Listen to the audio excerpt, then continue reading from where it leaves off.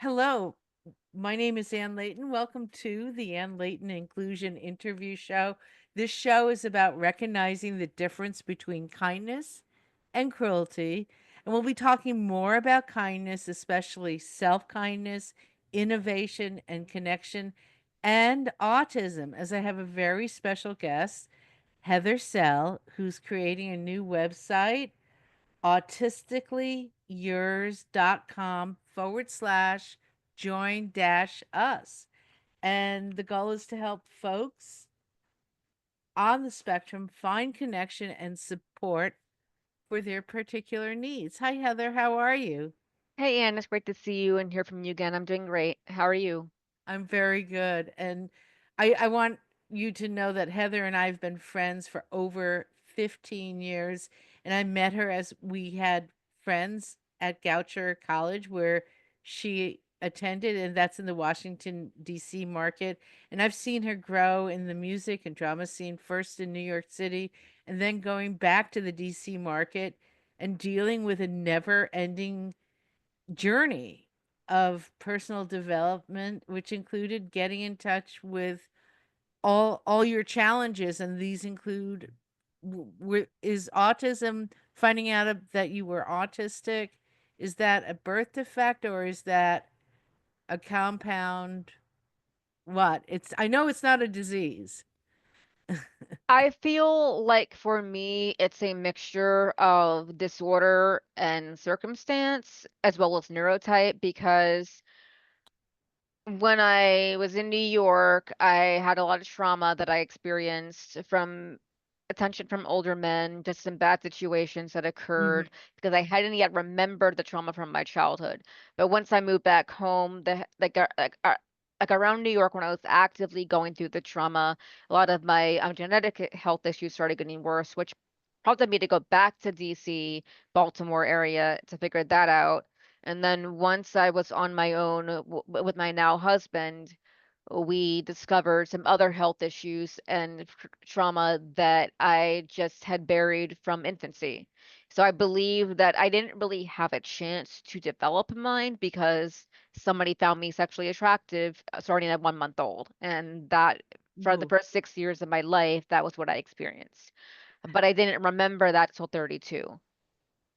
Wow, yeah, and I can relate to that because we do live with trauma. And by the way, we periodically during the interview, I have a feeling Heather's going to be using the name Jay. That is her husband, who you met over 5 years ago, and Yep. was We he going to be? met Mm-hmm. a couple of days, I think, before my 29th or 28th birthday. It was July 19th of 2017. It was a movie night. I was A friend of mine wanted to go but didn't have a ride, so I was like, and I wanted to get out of the house. I was like, hey, if you want, if your friend's open to it, I'll give you a ride and we could go. So I picked up some pastries and gave my friend a ride, and partway before the movie started, Jay walked in, we locked eyes, and it was very much felt like love at first sight. And the day before, I was manifesting and I said, I am ready to meet my, my ideal partner, my equal. And the next day I met him. Was he? How did he help you find yourself, especially in relationship to your neurotype? Well, with the trauma that first night, there was a rape scene in the film we were watching, Dr. Zhivago, and that triggered me. And later we were talking, this had all he knew about Ehlers-Danlos, he knew about which I had been diagnosed with at that point, because I'd been diagnosed the year prior. So he knew people who had that, and as we got to know each other, he just wanted to help me solve all these issues because he saw my creativity, my passion, and how all of my ideas were about how to help people. And if he was particularly fascinated by if somebody gave me a problem that they had, I was really good at being a sounding board for ideas. And they would often walk away from conversations with me with 5 new ideas for how to tackle their problems. And he was like, That's amazing." Yeah, And he wanted yeah. me to solve my own problems first so that I could then go on and do everything I want to do. That's brilliant. Is he on the spectrum in any regard, do you think? I don't think so, but when he was younger, he was tested for it because he had some patterns in like organizing things. This is very smart for his age, but I don't think he is. But I think that given the experience of going through that testing and just growing up in our area in the PG kind of northeast area, he knew about that stuff. So he kind of grew up kind of being informed a little bit. Like he wasn't super informed in like Cecil County, but when he came to Annapolis, like he's very open-minded. He is super passionate about things like Black Lives Matter. You know, he is just a great person, all-around person. He cares about everyone. He cares about social issues. So he kind of helped ground me in my own outreach. Cool. Cool. Let's talk a little bit about your website. It's autistically yours. So there's two Y's in that. Autisticallyyours.com/join dash us. And this is what Mhm. the website that's that's what the website looks like when you sign on to it. Yeah, Um, so we're hoping to launch this summer. So we're launching the most minimal of the MVP that we can, and our goal is to reach college age autistic and neurodivergent people age 18 to 25 initially to help with that transition period from adulthood into from age like age 18 into like early adulthood. When I was diagnosed, I was looking for services and found that things either cost half or all of my paycheck, weren't covered by insurance, or there was a really, really long wait list.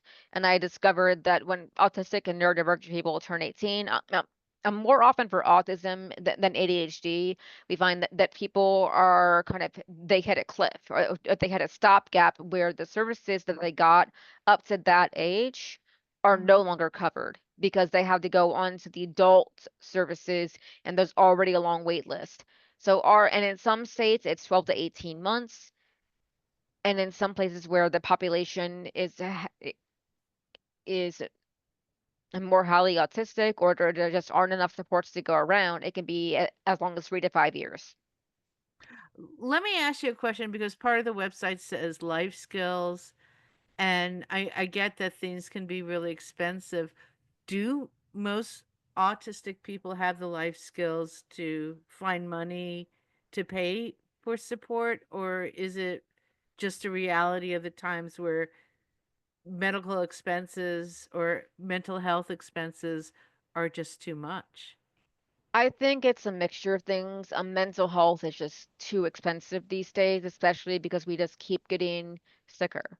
We and I think that we have to look at our society and think what's causing this. And that's one reason why I decided to go on the carnivore diet because I realized that I'm very prone to medication-induced psychosis. And I'll get to that in a sec, but that's where I think because because of me being on the spectrum and being highly sensitive, I'm very prone to the psychosis side effect from medications. I even got psychosis from Singulair, the asthma medication, eh, which now thankfully has a black box warning for that. But when I took it, it did not. Now, a carnivore diet is like what one should be feeding their dog or someone, or you said a lion. Oh, so they call it the lion diet, but that's the most intense of the carnivore, where it's just beef, salt, and water. My husband and I are kind of on the dirty carnivore side because we'll still have some fruit and some honey, and Oh, good. occasionally. So what we do is we do mostly ruminant animals, seafood, dairy, raw milk, Mhm. dairy, some cheese, and eggs. We love our pasture-raised eggs, but this is like called the ancestral diet. So we're doing the ancestral diet, and so far that's helped us heal a lot of different things. Like he can now have hot coffee again after years of that being a reflux trigger, and his reflux is getting more and more under control. He Right. still has to be careful with the fat because he had his gallbladder taken out, but for Sure. me, I've been healing from multiple genetic disorders that I thought I would live with forever.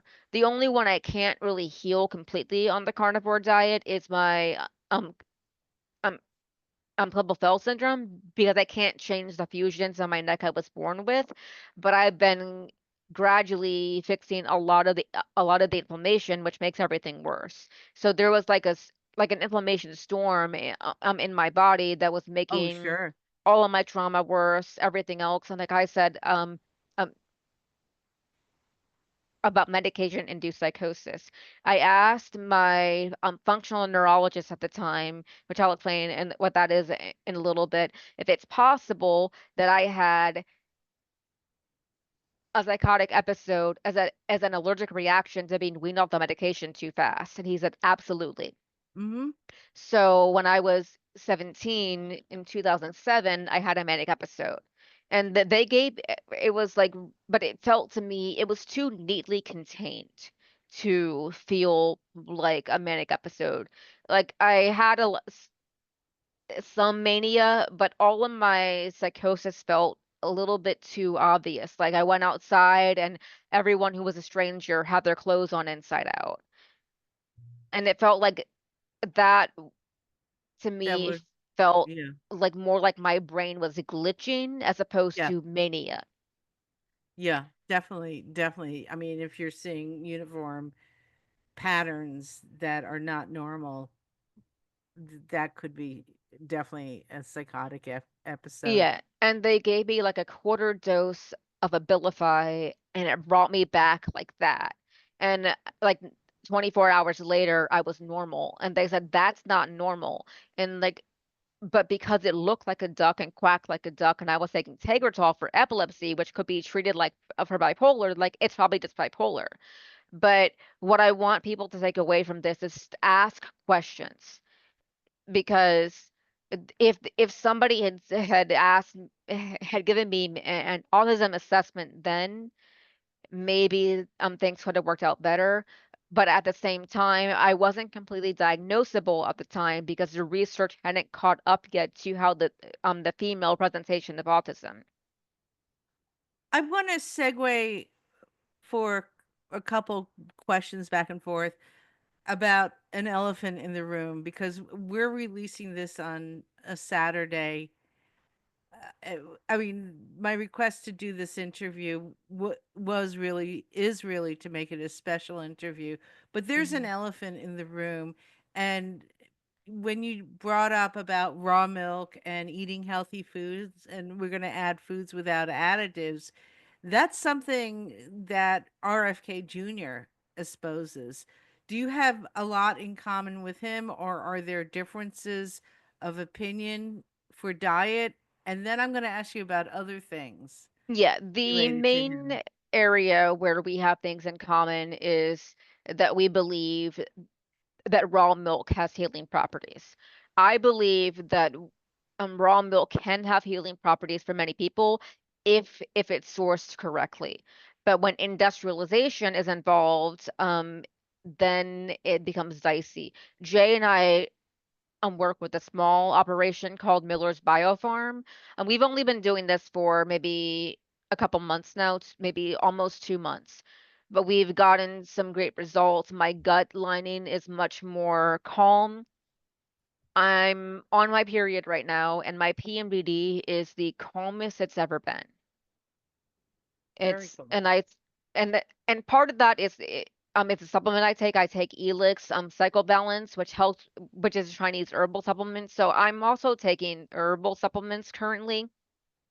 So I'm not a strict carnivore, but my approach is to take things that have been studied and test them. Like you never know until you try something. So it's like what we heard about carnivore, even though there's a lot of controversy with it, let's just try it and like remove all the noise and see what this actually is about.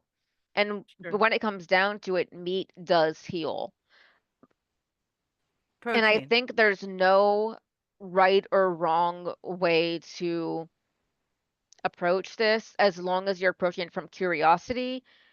And I think like we cannot deny that there are people who are vegan who are healthy. We can't deny that there are people who are carnivore who are healthy. So what we Sure. have to figure out is what is causing our society to have all these metabolic symptoms. Aye. Well, I myself am in that journey right now, and it's taken me 64 years really Mhm. to wake up and go, "Oh, you can't be a vegetarian if my body chemistry has my body chemistry." I had to find out what worked for me. And also, I'm a little bit on the spectrum Mhm. as well, in some certain ways. One of the things that I got upset at RFK's speech was how he said, "Well, autistic people can't go in the toilet, they can't do their taxes, which I love doing, and they can't write poetry." Now you know me, and You're a apparently, poet. You're a yeah, and natural poet. apparently, yeah, and apparently there's a ton of other autistic poets. I did a Google search for autistic poets, and they're just some of them, There you go. I think I'm connected with Autistic Ang on LinkedIn. I'll have to check out the poetry. Yeah. Well, there's plenty. So, I also have a dyslexia for spatial issues, which Mm. go into the motor skills. So, Yeah, I was diagnosed after autism with Ehlers syndrome, so I have these babies, which I use a lot for reading and for just computer work. mm-hmm. I don't need them as intensely as I did before Carnivorous, so some aspects of the overstimulation are helping, and the glasses are also helping too. So I think for myself, I had to focus a lot on healing the inflammation, and now I'm finding that much more of the actual neurotype stuff is coming out, like my creativity, my nonlinear thinking. Like I like to think backwards in a way, so that I'll often get like a really, really big idea, and I'm like, okay, what's two steps back from that? But I can't always start at the beginning, or I get the analysis paralysis. But if I start Huh. backwards, it's a way to hack my brain. Give me an example. I mean, is that like the way you're working on your website? Yeah, like I've been obsessed with how the Green Bay Packers are owned by the town ever since I was a kid when I found that out, and I've wanted to make a community like company where that was a thing. And I was like, well, how do I get there? And I was like, I'm calling it streaming as fractional shares, where so once we're profitable and have enough income to keep the lights on, we're going to allow users the chance to apply to become shareholders and then invest any of their subscription fees into our company, and then they would earn dividends. So they would be able to invest in like in our learning development team, a specific content creator, or for our future projects, and therefore they would own fractional shares of that content, which would enable us to then have community owned, creator owned streaming services. Are you technically minded? I mean, we had a conversation of blockchain that was a little bit over my head, and I'm wondering what goes on in that brain of yours. So I get a lot of ideas, and my goal now is to start with what I know to then get to big enough. So start with where I know and build what I know. And then once that's live, start to connect with people who can make the other things happen. So I realize that not everyone can afford to pay for a service with income. Right. But if we give them the chance to share redacted medical data that's anonymized and only shows maybe their age, where they're born, maybe, and then they can share their blood work with us, we can start to see, based on age 0 to 99, what is helping versus hurting for people who are on the spectrum.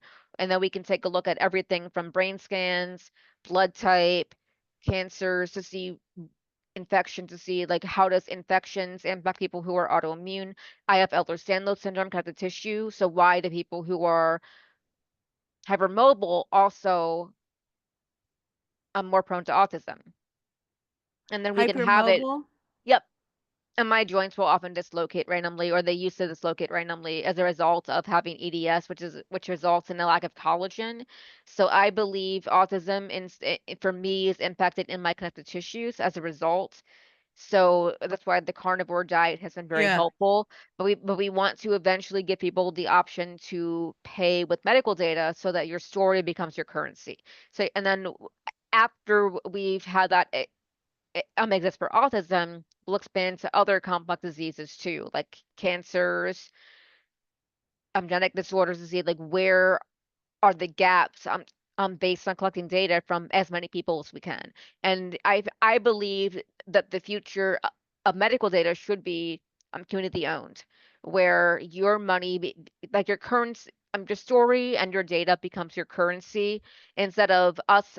Instead of corporations spending millions and millions of dollars on studies, I think the future should be open source, patient data collaboration. Time out a second, okay? And we're gonna go RFK on Junior on you. This is Mhm. from NBC News. What's going on? A plan to create a registry tracking millions of Americans with autism is drawing the reaction you'd expect: backlash. As Health Secretary Robert F. Kennedy Jr. tries to fulfill his promise to find the root causes of autism by September, which we don't have to talk about that. Mhm. He's directed the National Institutes of Health to use federal records, private insurer claims, and even smartwatch and fitness tracker data to keep tabs on Americans' info. What is this?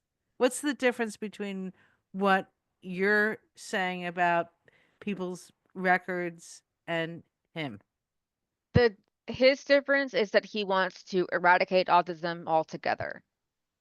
And he wants to his interest is more involved in eugenics.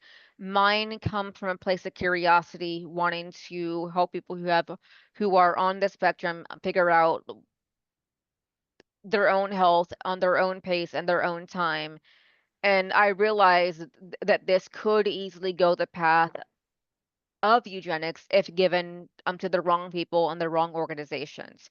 So we're going to give people the power to control where their data goes, and they can choose which organizations to share it with and which ones to not share it with.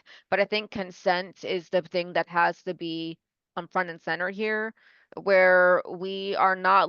I'm not looking to cure autism. I'm looking to understand my own self. And I believe that the right approach is that people should love themselves regardless of Yeah. what they experience. And if they need identity to do that, that's fine. But I also want to understand why autism exists, because I've always had that question of why in my head. And I want to know everything about myself, and I want to share that with the world and see if other people on the spectrum also want to do this with me, but where we control all of the data, but it's patient controlled, so that we can say yes or no to various things. It, also, you folks as a group want to do some studying of the data. As I mean, first, I don't think I don't think okay, my interpretation on autism has always been it's how a person sees the world and deals with whatever unique challenges or observational skills they have. Yeah, I think that's true. And I think that we can also work together to figure out, like, if a person who is on the spectrum who hates bright lights has to go somewhere, can we find like a tool to develop where if they have to go to a hospital, they're not going to be overwhelmed. So maybe if they have something like my Erland syndrome glasses, or they have a specific like brainwave frequency that they can play to calm their brain down. I want to help people figure out what tools they need to navigate this world, and then work to build a better world where And we're not mhm. using like harsh lights or harsh chemicals or ultra processed foods, and people can work so then we can discover, what's neurotype, what's trauma, and what society. Well, also, don't people have sensitivity issues to anything? I mean, the Trump is hates women that you don't look like models. So it seems to me that he's overly sensitive, or and he doesn't like it when people complain about him. It seems to me like he's overly sensitive to certain types, just as I'm overly sensitive to crossing wide open streets by myself. I think a lot of what happened with Trump, it comes down to upbringing.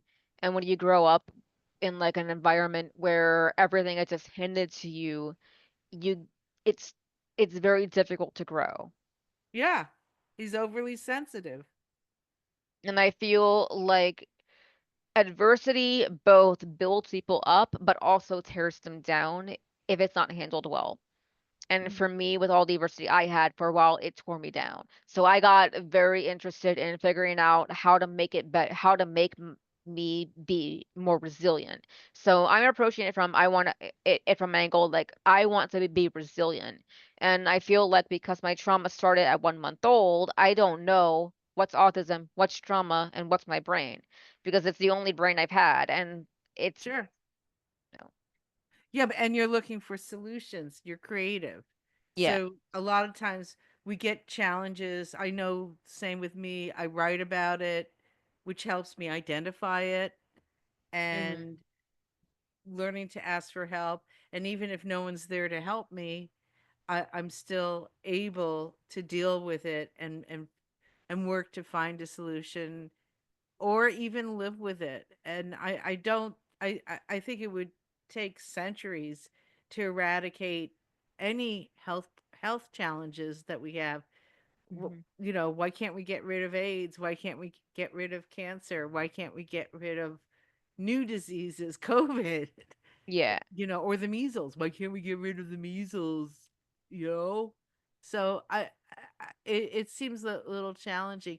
I want to segue. I've been watching Designated Survivor, Hmm. and in the background there's this guy with gray hair and a tie standing up, and he's the former president Moss, and he gave the guy sitting down, of course, Kiefer Sutherland, who might be probably one of the coolest actors you'll ever know or Hmm. meet. I mean, I actually met him at a Poison show in Kansas, the state Kansas, not the band Kansas. We know about that, but Hmm. uh, President Moss ended up visiting the White House and giving some advice to Kiefer Sutherland, the president, on the show, and uh, feedback. He was gave good critique, and after an event, both of them were able to capture some criminals and block, destroy uh, bridges, and in a country that had done wrong. So, and a lot of the show stresses mentorship. Yeah. And I'm interested in finding out about you and how you found people to help you, mentor you, give you advice, and if there are any interesting mentors in your world. Well, you were a great mentor to me during my early years after college and when I was first starting to work in the creative space. It Mhm. was very much, it was very helpful to get that first job experience. And then later on, when I was just finding myself, Jay was a major help to me and just Mm. helping me tackle adversity whenever it came. We started figuring out where can we spend our income on things that are maybe off the beaten path for healing that can really help. And then we found someone named Dr. Daniel Lane. He was at Mid-Atlantic Brain and Neurological Rehabilitation. But I had an appointment with my then neurologist who was like, all we can do for you is symptom management. And I wasn't Mm. even 30 at the time. And I was like, I do not want to hear that the only thing that's available to me is symptom management for chronic pain.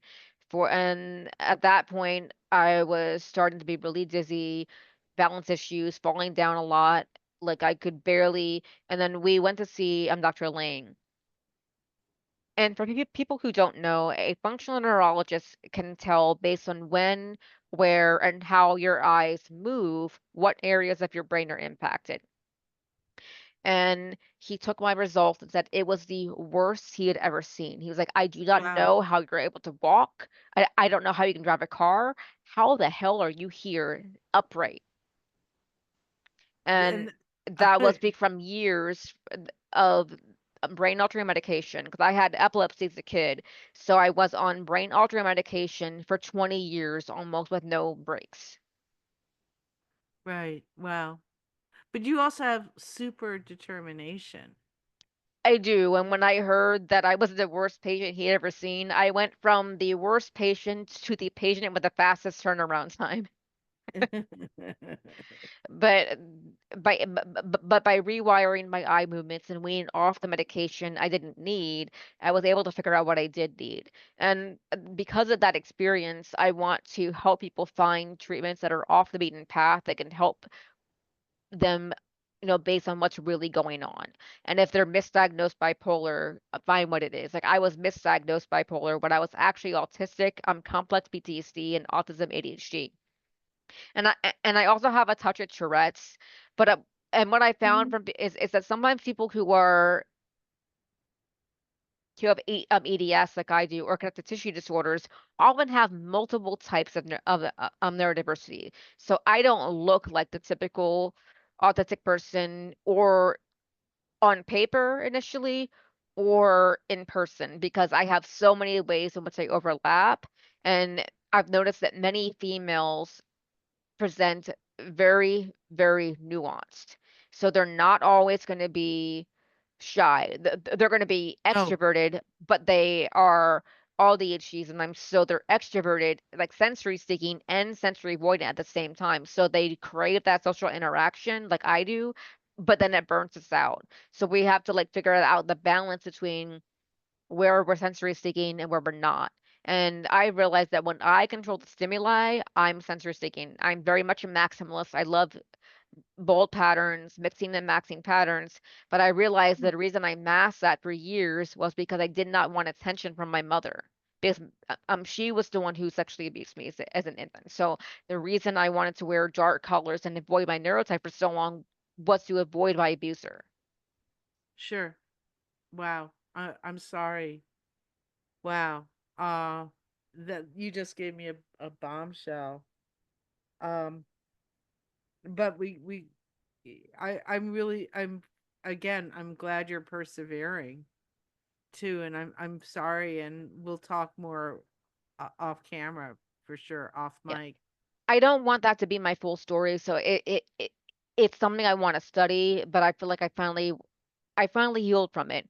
I remembered it like 3 years ago now when I was Mhm. watching an episode of Mr. Robot. That show I will forever be grateful for opening my eyes so that What happened? I was finally able to set boundaries. What happened? I mean, when in the moment with Mr. Robot, and what is that show? Mr. Robot is a show by Sam Esmail, and it's sort of like he has DID at some point, but there's an episode where Elliot remembers being sexually abused as well by his father. So he sees people who aren't there, and he sees a version of his dad, but that's the version of his dad that his inner child needed. But and then during one of the episodes, it is um I think it's 404 is what it's called or something. Okay. Um No, yep, it's season 4, episode 7, proxy authentication required. And that's the episode where I had started I had started to piece it together at multiple points over the past year, and there were hindsight moments where I remembered years ago. But due to not feeling safe, the walls went right back up. But after the end of that episode, I could no longer deny it. to the point where it physically hurt to deny it. Yeah, that's really good. Yeah, it's interesting because trauma is deep and it does certainly affect us. Uh, I know that with in earlier times, I would rock back and forth, uh, Hmm. uh, um, especially from the mid 2000s before I got a diagnosis of some things, including endometrial cancer. But I would rock back and forth and was stressed and in pain, and actually put a blanket on top of my head a lot of times and just felt better Hmm. for it Yeah. at that time. And it was dealing with the aftermath of a lot of abuse from a range of people because I didn't know better. And I Yeah. didn't have boundaries at that point. It took me a long time to get those boundaries, and over the past several years, I've had to expel a lot of anger. Mm-hmm. But now Expel that it. that's gone, I want to focus on helping other people heal through what I've done. I hope to go to King's College, London, to Mm, get a master's degree in the psychology and neuroscience of mental health, which is online. So I hope to have the income from the startup and enough set aside so I can start within 2 years and then graduate within 6 years of that. So if I start with by 2026, I want to graduate by 2012. I mean not 2012. That's 2000. 32. Yeah, 32. It's okay. I'm here. I mean, And like I said, dyscalculia was what I was also diagnosed with at age 32. So I describe it where I can see numbers, so I can see letters and words in my head. But if right. somebody is writing a number or math, it's almost like it's black on black or white on white, or there's like a subtlety issue where I can't see it. And part of me thinks that's from trauma from grade school, from being bullied and abused by teachers, to the point where I had to choose between staying focused in class or dissociating in an ever-changing and unsafe reality. And more often than not, I chose to dissociate. So I just don't remember the math lessons as a result. So several years ago, I started to gradually just teach myself the most basic math. I started with like Good.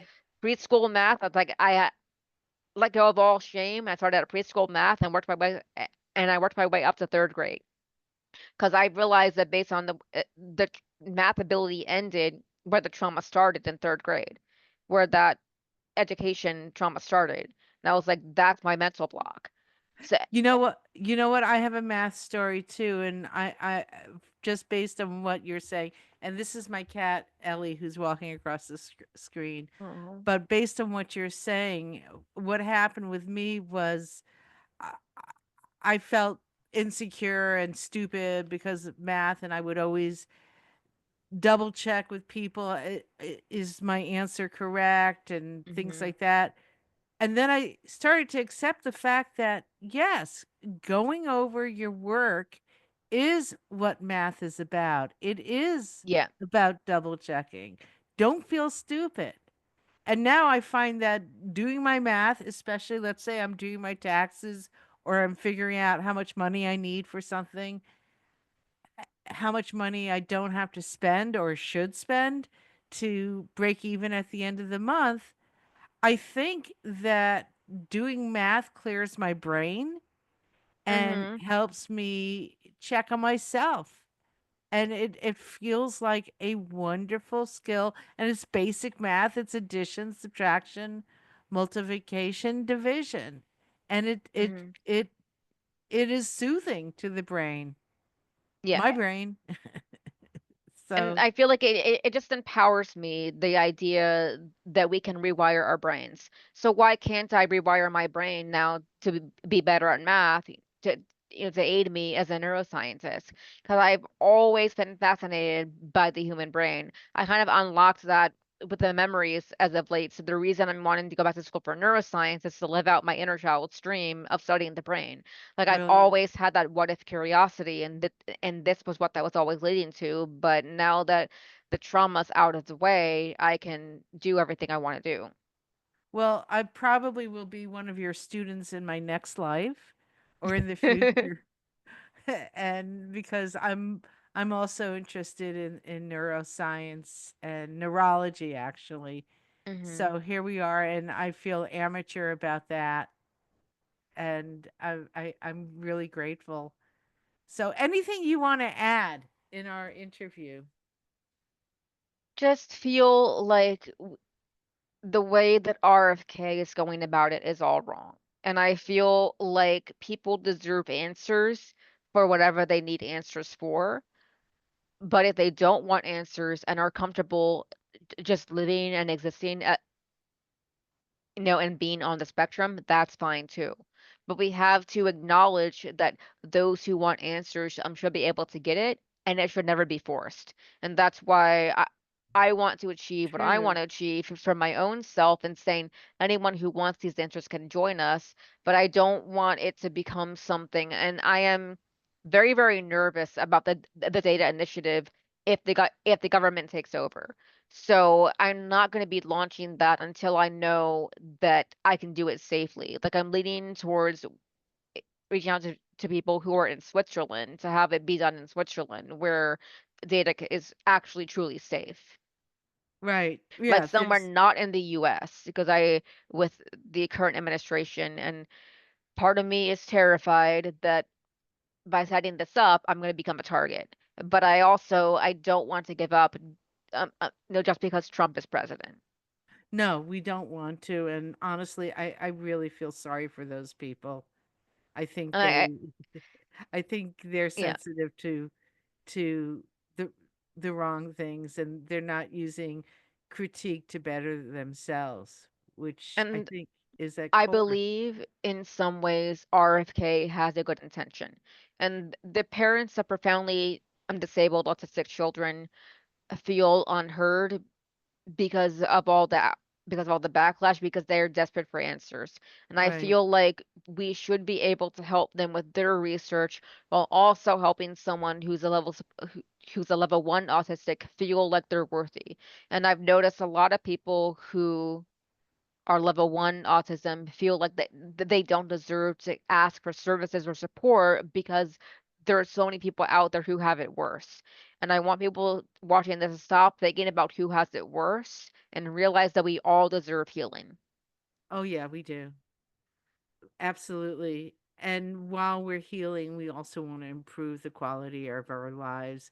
Yeah. And probably I know that when I embraced my dark side, my trauma and anger about how I was treated, I I got better. That was a Hmm. giant baby step for me. Yep. I've been able to work a lot of the trauma into the writing of my time travel fantasy novel, so that's Oh been very, yeah. very helpful. Oh yeah. You are a writer. Yeah, let me add this. Let me add this. Heather Sell is a writer, and you went to college for theater. That's where what Goucher did for you. So Hmm. I just want to say that. And you love to evaluate plays too. So Yeah, I you're haven't done dramaturg. theater in ages, but I definitely want to get back into the novel writing. Um, the novel Okay. is called A Being of Magnificent Light, and it's part of it's part of what will be the Amaranthine Library series. And that word means like everlasting. So the library exists outside of time and space, and it's where the most dangerous concepts are stored.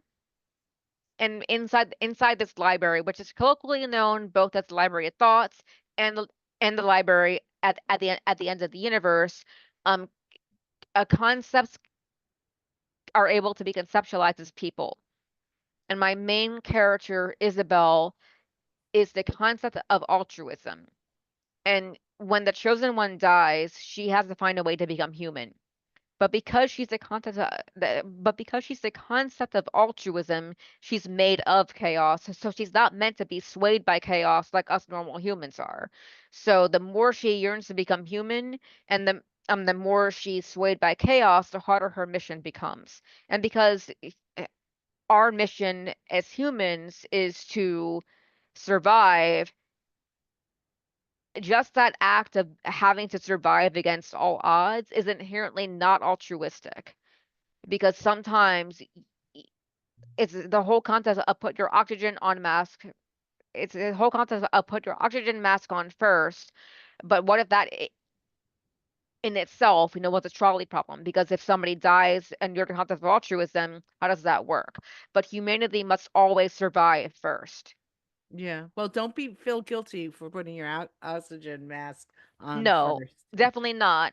But it's like the idea that using here with all this nuance is that a concept cannot exist in a vacuum. Humanity assigns it meaning, not the other way around. Okay. Well, definitely keep me posted about this book, and down the line, when it gets published, we'll do another interview and a half. So All right. thank you, Heather Sell. And once more, the website is AutisticallyYours.com. Join dash us. Thank All you. right. Well, thank you so much for having me, Anne. Pleasure.